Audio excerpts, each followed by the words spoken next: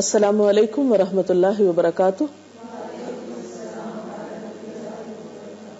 نحمده ونصلي على رسوله الكريم اما بعد فاعوذ بالله من الشيطان الرجيم بسم الله الرحمن الرحيم رب اشرح لي صدري ويسر لي امري واحلل عقدة من لساني يفقهوا قولي. آج سے ہم رمضان المبارک کی آمد پر پروگراموں کا ایک سلسلہ شروع کر رہے ہیں کہ ہم رمضان کیسے گزاریں.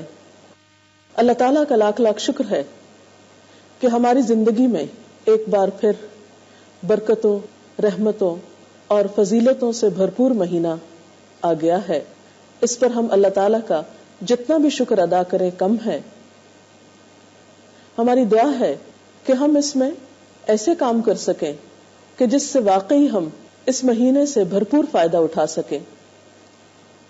کسی بھی چیز سے انسان بھرپور فائدہ اسی وقت اٹھا سکتا ہے جب انسان اس کی حقیقت کو سمجھتا ہو اور یہ جانتا ہو کہ فائدہ کیسے اٹھایا جائے، کون سے ایسے کام کیے جائیں جو ہمارے لیے مفید ہوں. اس کے لیے ہمیں اپنے آپ کو ذہنی اور عملی طور پر تیار کرنا ہوگا.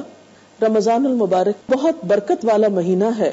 اس مہینے میں ایک ایسی رات ہے جو 1000 مہینوں سے بہتر ہے. اللہ تعالیٰ نے اس کے روزے فرض کر دیے اور جس شخص نے کسی روزے دار کا روزہ افطار کرایا اس کو روزے دار کے روزے کے برابر ثواب دیا جاتا ہے، بغیر اس کے کہ روزے دار کے اپنے اجر میں کوئی کمی کی جائے. آپ دیکھیے کہ ایک روزہ رکھنا ایک مشکل کام ہے، لیکن اگر انسان کسی دوسرے کو روزہ افطار کرا دیتا ہے تو گویا اس نے ایک اپنا روزہ رکھا اور ایک دوسرے کے روزے کا اجر بھی پا لیا. اور اس میں پریشانی کی یہ بات نہیں کہ شاید اس کا اجر لے لیا تو اس کے لیے کچھ نہ بچا. اللہ تعالیٰ یہ ثواب اس شخص کو بھی دیں گے جو کسی روزے دار کا روزہ ایک کھجور یا ایک گھونٹ پانی پلا کر کھلوا دے گا. آپ دیکھیے کہ اس سے ہم سب کو ایک اندازہ ہو جاتا ہے کہ اس مہینے میں ہم کس کس کام کے ذریعے، کن کن نیکیوں کے ذریعے اللہ تعالیٰ کا قرب حاصل کر سکتے ہیں اور اس مہینے کے دنوں سے اور لمحوں سے بے پناہ فائدہ اٹھا سکتے ہیں. اسلام کے تصور عبادت میں کتنی وسعت ہے. اس میں صرف حقوق اللہ نہیں ہے، حقوق العباد بھی ہیں. جہاں ایک طرف اللہ تعالیٰ نے اپنی خاطر روزہ رکھنے کا حکم دیا، وہاں دوسری طرف اللہ کی مخلوق، اللہ کے بندوں کے ساتھ ہمدردی اور غمخواری کا سبق بھی دیا اور اس کو بھی عبادت قرار دیا. عام مشاہدے کی بات ہے کہ اس مہینے میں عام دنوں کی نسبت انسان زیادہ کھاتا پیتا ہے، زیادہ بہترین نعمتوں سے فائدہ اٹھاتا ہے. اور پھر یہ بھی سکھایا گیا کہ صرف ان نعمتوں سے خود ہی فائدہ نہیں اٹھانا بلکہ دوسروں کو بھی اس میں شریک کرنا ہے، ان لوگوں کو بھی جو خود اتنی استطاعت نہیں رکھتے. یہ دنیا کا معاملہ نہیں ہے تو اللہ کے خزانوں کا معاملہ ہے جس میں سب کو دے کر بھی کچھ کمی نہیں آتی. تو بہرحال اس شخص کے اجر میں تو کمی نہیں ہوگی جس کا روزہ کھلوایا جائے گا، لیکن روزہ کھلوانے والے کے لیے بے پناہ اجر و ثواب ہے. افطاری کے نام سے یہ خیال ضرور آتا ہے کہ شاید اس سے مراد صرف دعوت افطاری ہے یا افطار پارٹی ہے، اور عموماً ایسی چیزیں ایک عام انسان کے لیے پریشانی کا سبب بھی بنتی ہیں.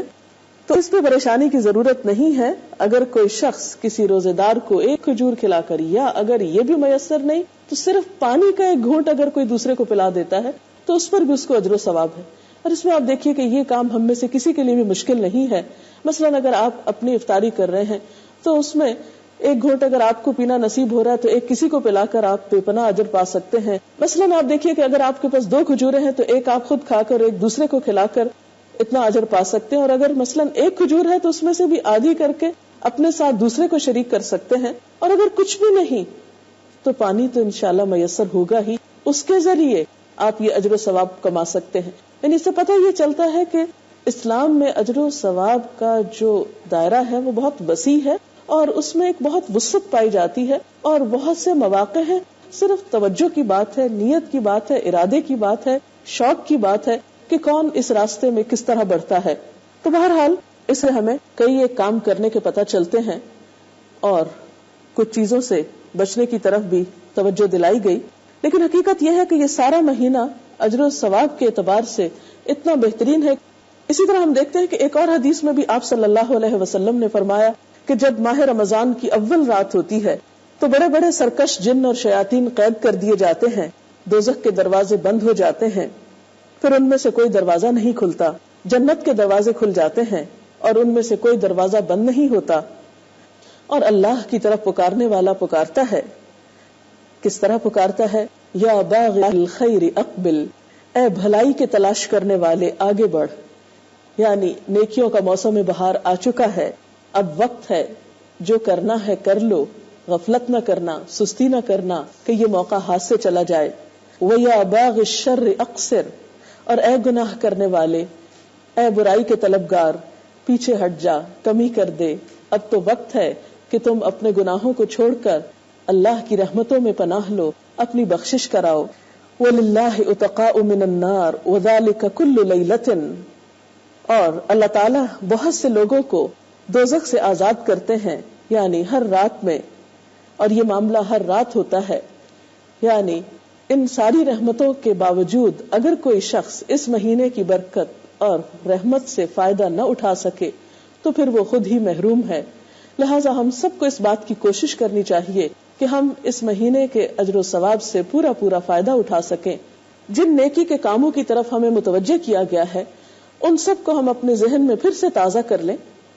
मसलन रोजा रखना, रात की तरावीह, दूसरों का ख्याल, हमदर्दी, सब्र से काम लेना, नेकियों की तरफ दौड़ दौड़ कर जाना और बुराइयों से बचने की कोशिश करना, और ये सारे काम अल्लाह की रजा और खुशनुदी के लिए करना। तो अल्लाह ताला से दुआ है कि ये महीना हमारे लिए ऐसा महीना साबित हो कि जिसमें वाकई हम अल्लाह ताला के महबूब बंदों में शामिल हों, वो हमसे राजी हो जाए और हम बेहतरीन तरीके से इस महीने को गुजार सकें।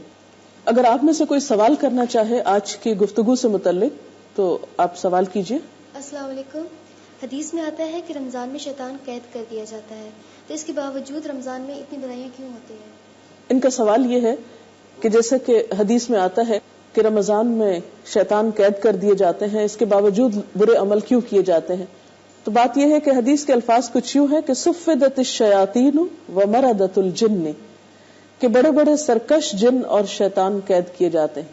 लेकिन जैसा कि आप जानते हैं कि शैतान सिर्फ जिन्नों में से नहीं होते, इंसानों में से भी होते हैं। मिनल जिन्नति वन्नास। अगर जिन शयातीन कैद कर लिए जाते हैं तो इंसानों के अंदर वही सिफात जो हैं वो रमजान के आने से एकदम खत्म नहीं हो जाती। रमजान तो आता ही इसलिए है कि इंसान अपनी ऐसी शैतानी आदात और सिफात को अपने से दूर कर सके और अपने से निकाल सके। तो इसलिए ये समझना कि इन शैतानों के कैद होने की वजह से हम यकायक नेक हो जाएंगे या खुद बखुद कुछ हो जाएगा, ऐसा माना नहीं है। ये इससे मुराद ये नहीं है।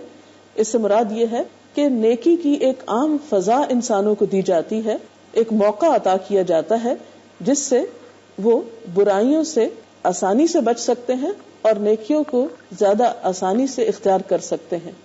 कोई और सवाल हो तो? रमजान बरकतों वाला महीना है और इस महीने में हम अल्लाह ताला का शुक्र कैसे अदा करें? इसमें कोई शक नहीं कि रमजान बरकतों और रहमतों वाला महीना है और ये अल्लाह ताला का एक खास इनाम है, उसका फजल है कि उसने हमें एक एक नेकी का कई गुना ज्यादा अजर सवाब बताया है इस महीने में करने का। तो हमारा भी फर्ज बनता है कि हम इससे फायदा उठाएं। तो नेमत का शुक्राना अदा करना जो है वो बहुत जरूरी है, और शुक्र अदा करने का बेहतरीन तरीका ये है कि हम भी उन कामों की कसरत करें जो अल्लाह ताला के पसंदीदा हैं।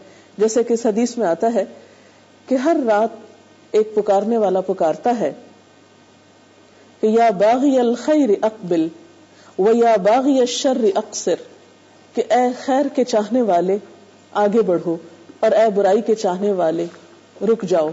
तो यही शुक्राना है कि हम इस पुकार को सुने और वो काम करें जिससे हमारी नेकियों में इजाफा हो और बुराइयों से हम बच सके।